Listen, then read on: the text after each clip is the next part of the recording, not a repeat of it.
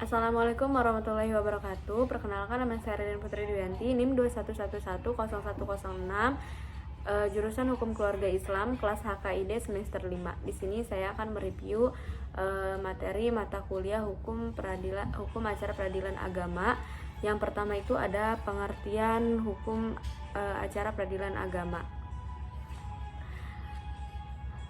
Merupakan hukum yang mengatur cara mengajukan gugatan kepada pengadilan agama. Cara pihak tergugat mempertahankan diri dari gugatan tergugat. Cara hakim bertindak baik sebelum maupun saat pelaksanaan dilaksanakan dan memutus perkara yang diajukan oleh penggugat. Peradilan agama bertugas dan berwenang itu bisa kan kayak gitu.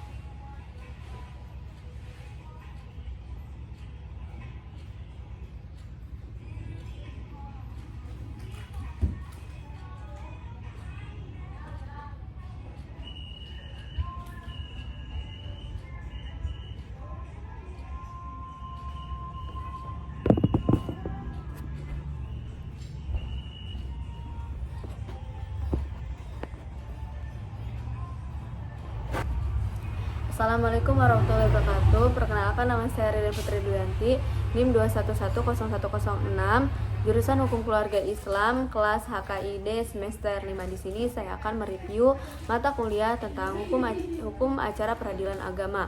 Adapun pengertian dari hukum acara peradilan agama merupakan hukum yang mengatur cara mengajukan gugatan kepada pengadilan agama, cara pihak tergugat mempertahankan diri dari gugatan penggugat, cara hakim bertindak baik sebelum maupun saat pemeriksaan dilaksanakan dan memutuskan perkara yang diajukan oleh penggugat. Kemudian sumber hukum material peradilan agama itu ada hukum Islam yang bersumber dari Al-Quran dan Hadis, Undang-Undang Nomor 1 Tahun 1974, Undang-Undang Nomor 7 Tahun 1989, Peraturan Pemerintah Tahun 1975 Nomor 9, Peraturan Pemerintah Nomor 28 Tahun 1977, Instruksi Presiden Nomor 1 Tahun 1991 tentang KHI, Peraturan Menteri Agama Nomor 2 Tahun 1987, kemudian Peraturan Menteri Agama Nomor 2 Tahun 1987, terus ilmu pengetahuan hukum dalam kitab-kitab fikih, hukum positif yang berkaitan dengan tugas dan wewenang peradilan agama. Kemudian ada asas peradilan agama. Yang pertama, asas personalitas keislaman. 2, asas kebebasan. Ketiga, asas wajib mendamaikan. Keempat, asas sederhana, cepat, dan biaya ringan. Kelima, asas persidangan terbuka untuk umum. Keenam, asas legalitas dan equality. 7, asas aktif memberi bantuan. Kemudian tata cara dan proses berperkara di pengadilan agama. Ada pendaftaran perkara dan persiapan sidang. Yang pertama, pendaftaran perkara di pengadilan agama. Yang kedua, penunjukan majelis hakim oleh ketua pengadilan. Yang ketiga, penetapan hari sidang oleh ketua majelis.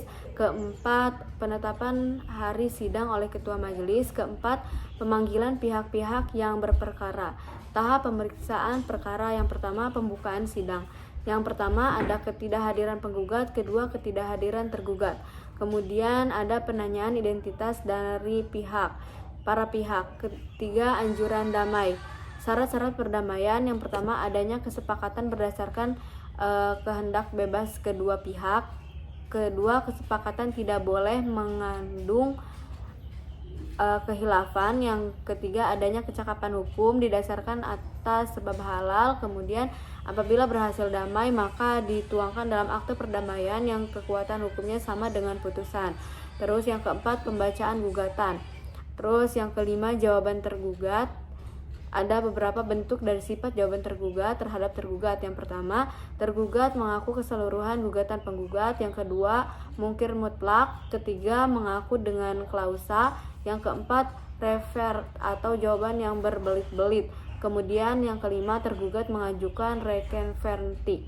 Kemudian juga ada keenam, replik penggugat, ketujuh, duplik penggugat, kedelapan, pembuktian, kesembilan itu kesembilan, kesimpulan para pihak, 10, musyawarah majelis hakim, ke-11, pembacaan putusan.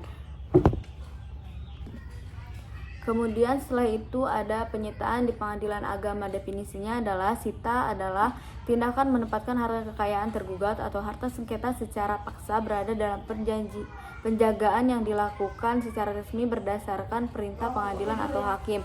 Kemudian tujuan dari sita adalah agar penggugat tidak ilusioner, atau maksudnya agar barang tergugat atau barang sengketa tidak dipindah tangankan kepada orang lain melalui jual beli, hibah, sebagainya. Juga agar tidak dibebani dengan sewa menyewa atau digunakan kepada pihak ketiga. Kemudian yang kedua, macam-macam sita di lingkungan peradilan agama. Yang pertama ada sita jaminan. Sita jaminan diajukan bersama-sama dengan gugatan atau juga secara lisan dalam persidangan. Dapat juga dilaksanakan setelah perkara diputus jika perkara itu dalam proses banding dan kasasi.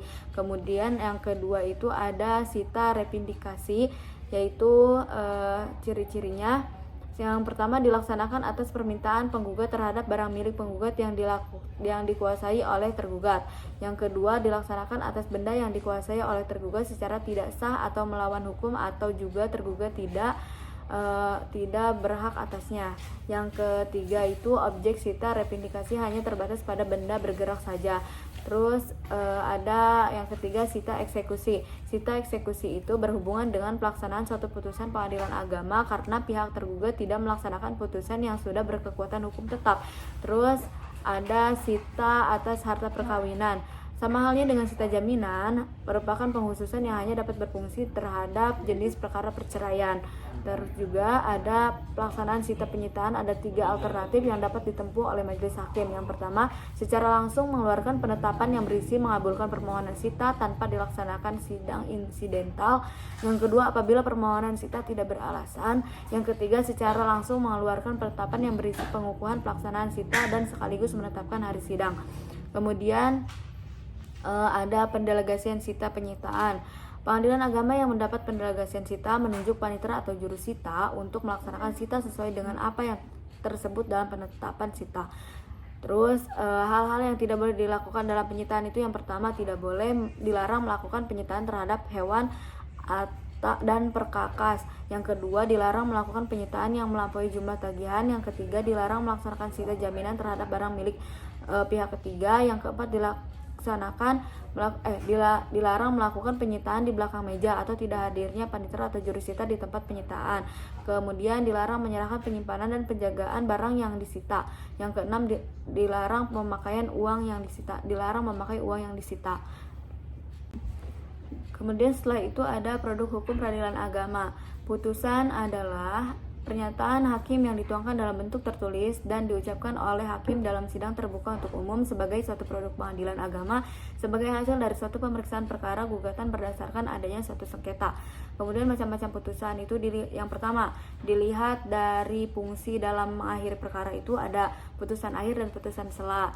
Kemudian ada macam-macam putusan sela itu, yang pertama preparatoir, yang kedua interlokutoir, yang ketiga itu ada provisional, yang kemudian dilihat dari segi hadir tidaknya para pihak pada saat putusan dijatuhkan. Yang pertama itu putusan gugur, yaitu putusan yang menyatakan bahwa gugurnya atau permohonan gugur karena penggugat atau pemohon tidak hadir. Kedua, putusan perstek, yaitu putusan yang dijatuhkan karena tergugat atau termohon tidak hadir meskipun telah dipanggil secara resmi.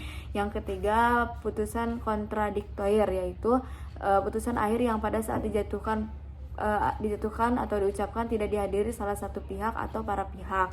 Kemudian ada dilihat dari segi isinya terhadap gugatan perkara itu. Yang pertama, tidak menerima gugatan penggugat atau negatif. Yang kedua, menolak gugatan penggugat seluruhnya, negatif. Yang ketiga, mengabulkan gugatan penggugat untuk sebagian dan menolak atau tidak menerima seluruhnya, positif dan negatif. Yang terakhir, mengabulkan gugatan seluruhnya, positif. Kemudian kalau dilihat dari segi sifatnya terhadap akibat hukum yang ditimbulkan itu, ada putusan diklatoir, yaitu putusan yang hanya menyatakan suatu keadaan tertentu sebagai suatu keadaan yang resmi menurut hukum.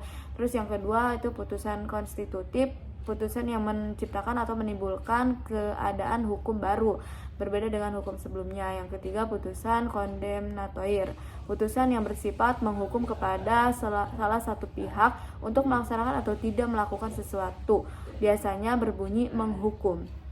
Kemudian ada bentuk dan isi putusan. Yang pertama itu bagian kepala putusan, nama pengadilan agama yang memutus, jenis perkara.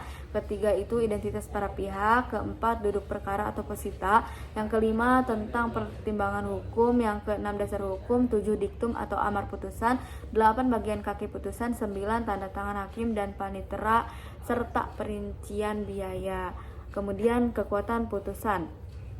Yang pertama ada mengikat, kedua pembuktian, ketiga eksekutorial. Kemudian ada penetapan, yaitu pernyataan hakim yang dituangkan dalam bentuk tertulis dan diucapkan oleh hakim dalam sidang terbuka untuk umum sebagai hasil pemeriksaan voluntair.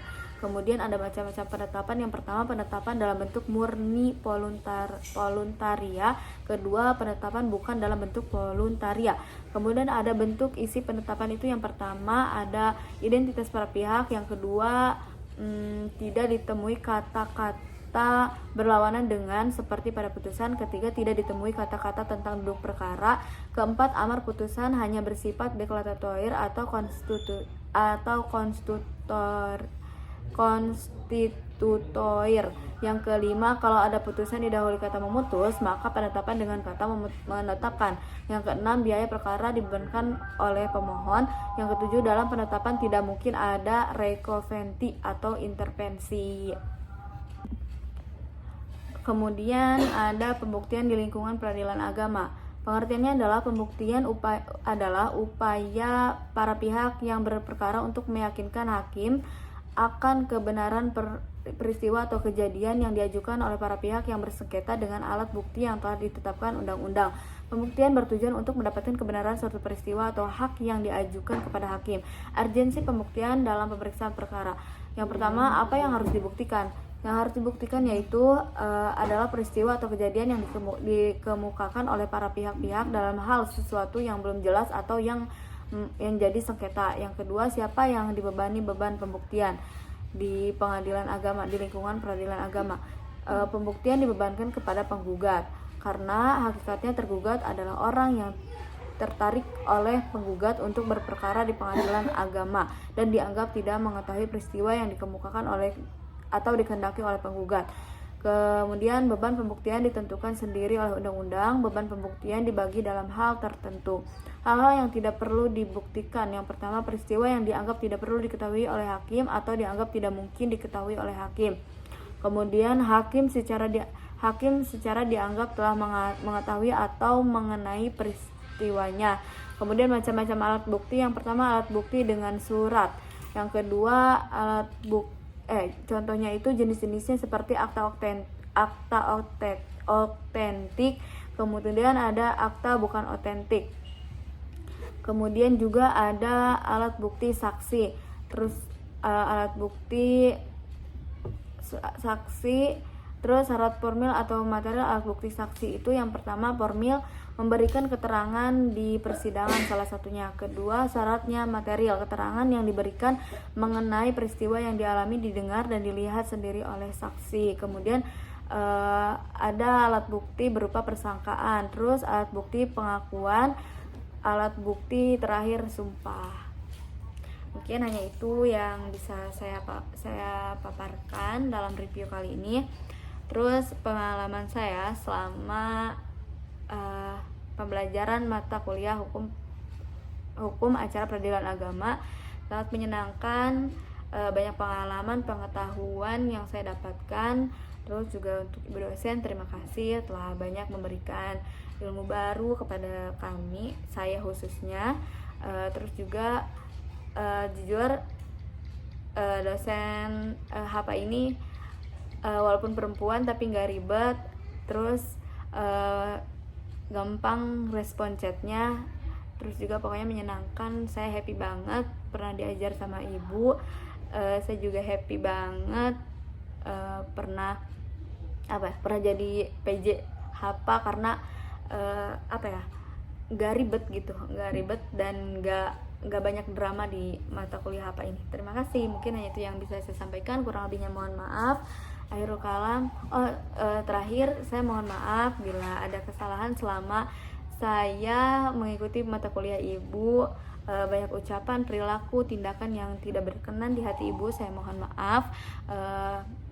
Mungkin keterbatasan pengetahuan saya, terus mungkin juga kapasitas otak saya yang tidak memadai untuk menyerap semua mata kuliah ibu, semua yang dijelaskan oleh ibu, saya mohon maaf semuanya. Mungkin hanya itu. Wallahumma fiq ila aqwamit thoriq. Wassalamualaikum warahmatullahi wabarakatuh.